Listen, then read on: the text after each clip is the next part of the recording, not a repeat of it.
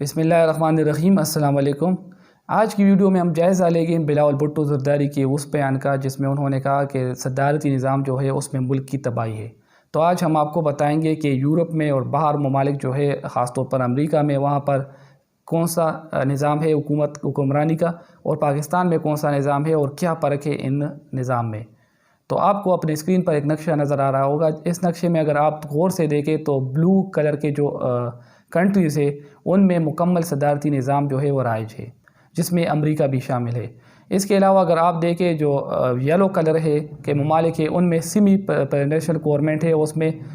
جو فل presidential government نہیں ہے۔ اس کے علاوہ اگر آپ اورنج کلر کے جو ممالک ہیں ان کو دیکھیں تو ان میں پارلیمانی نظام ہے، جس میں پاکستان، سری لنکا، انڈیا، بنگلہ دیش اور بھوٹان بھی شامل ہے۔ اس کے علاوہ اگر آپ ریڈ کلر کی جو ممالک ہیں ان کو دیکھیں تو ان میں پارلیمانی نظام ہے، لیکن ان میں آئینی بادشاہت بھی اس کے ساتھ ہے۔ تو یہ وہ ممالک ہیں جن میں کون سی فارم آف گورنمنٹ ہے۔ تو جب یہاں سے جو انگریز تھے وہ یہاں سے جا رہے تھے، انہوں نے پارلیمانی نظام جو تھا وہ پاکستان اور انڈیا کے لیے اس کو منتخب کیا۔ اس نظام میں کیا خامیاں ہے؟ اس نظام میں سب سے بڑی جو خامی ہے تو اس میں جو عوام ہوتے ہیں وہ اپنے نمائندے کو، اپنے جو وزیر اعظم ہوتا ہے، ملک کا سربراہ ہوتا ہے، اس کو ڈائریکٹلی الیکٹ نہیں کرتے، بلکہ وہ سب سے پہلے اپنے ایم این ایز کو، ایم پی ایز کو منتخب کرتے ہیں، جو آگے جا کر اپنے لیے وزیر اعلیٰ اور اس کے ساتھ ساتھ وہ وزیر اعظم کو منتخب کرتے ہیں۔ تو اس طرح جو وزیر اعظم ہوتا ہے تو وہ اتنا اسٹرانگ نہیں ہوتا، مضبوط نہیں ہوتا، اور وہ عوام کو ڈائریکٹلی جواب دہ نہیں ہوتا، بلکہ وہ اس ایم این ایز کو جو ان کو منتخب کرتی ہے پارلیمان میں ان کو جواب دہ ہوتا ہے، اور وہ پارلیمان کا محتاج ہوتا ہے ہر قسم کی قانون سازی کے لیے اور ہر قسم کے فیصلوں کے لیے۔ تو اس وجہ سے جو پارلیمانی نظام ہے تو اس میں بہت زیادہ فلاز ہے، اس میں بہت زیادہ جو ہے پینڈنسی ہوتی ہے کیسز کی، ایسے مسائل ہوتے ہیں جو کہ حل طلب ہونے چاہیے، اس کو پریارٹی بیس پر حل کرنا چاہیے، لیکن جو ایگزیکٹو ہوتا ہے اس کے پاس ایسے آرڈر نہیں ہوتے کہ وہ اس کو قانون میں ترمیم کیے بغیر، کچھ چینجز کیے بغیر اس کو حل کر سکے۔ اگر آپ دیکھیں تو یو کے میں بھی یہی نظام ہے، پارلیمان نظام ہے، لیکن آپ جیسے جانتے ہیں وہاں پر تعلیم ہے، شعور ہے، اور جیسے ہی کوئی بھی حکومت منتخب ہو جاتی تو پھر وہ سیاست نہیں کرتے، ایک دوسرے کے ٹانکے نہیں کھینچتے ہیں، بلکہ وہ قانون سازی میں سنجیدگی دیتے ہیں اور قومی مفاد میں جو بھی قانون ہو اس کو بغیر پوائنٹ اسکورنگ کے اس کو پاس کرتے ہیں۔ لیکن بدقسمتی سے پاکستان میں جیسے ہی کوئی نئی حکومت آ جاتی ہے تو اپوزیشن کا یہ کام ہوتا ہے کہ وہ ان کو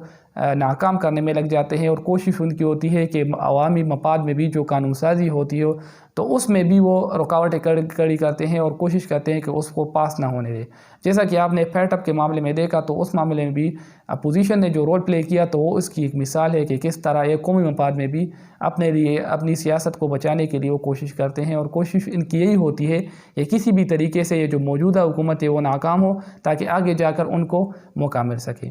اس طرح جو لیجسلیشن اسمبلی ہوتی ہے صدارتی نظام میں تو وہ سینیٹرز ہوتے ہیں، اور سینیٹرز کو ڈائریکٹلی عوام منتخب کرتے ہیں جو کہ عوامی مفاد میں قانون سازی کرتے ہیں۔ لیکن پارلیمانی نظام میں جو سینیٹرز ہوتے ہیں، جو اپر ہاؤس ہوتا ہے، تو اس کو ایم پی ایس جو ہوتے ہیں کو صوبائی اسمبلی کے تو وہ منتخب کرتے ہیں۔ تو اس کا جو طریقہ کار ہوتا ہے خفیہ بیلٹنگ ہوتی ہے، تو اس وجہ سے اس میں بہت زیادہ فلاز ہوتے ہیں، اور پارٹی بھی ایک سینیٹر کو نوازنے کے لیے، اس کو ٹکٹ دینے کے لیے اس سے پیسے لیتی ہے، اور اس کے بعد جب الیکشن ہوتا ہے تو ایک ایم پی اے کو کروڑوں روپے میں خریدا جاتا ہے۔ تو وہ جب سینٹ میں آتے ہیں تو وہ کس قسم کی قانون سازی کرتے ہیں تو آپ بخوبی اس کا اندازہ لگا سکتے ہیں کہ ان کو قانون کی الف بی کا بھی پتہ نہیں ہوتا۔ اسی طرح جو صدارتی نظام ہوتا ہے اس میں جو